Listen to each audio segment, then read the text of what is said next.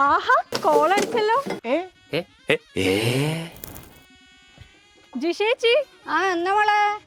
Call അടിച്ചല്ലോ. എന്തേനു? ഭാഗ്യേച്ചി എന്തായി കാണുന്നേ? എന്താ മോളെ? കോൾ അടിച്ചല്ലോ. ഇവർക്ക് മാത്രമല്ല നിങ്ങൾക്കും കോൾ അടിക്കും. നമ്മുടെ നിക്ഷാൻ ഇലക്ട്രോണിക്സിൽ എന്തും എന്തിനോടും എക്സ്ചേഞ്ച് ഓഫർ വീണ്ടും വന്നിരിക്കുകയാണ്.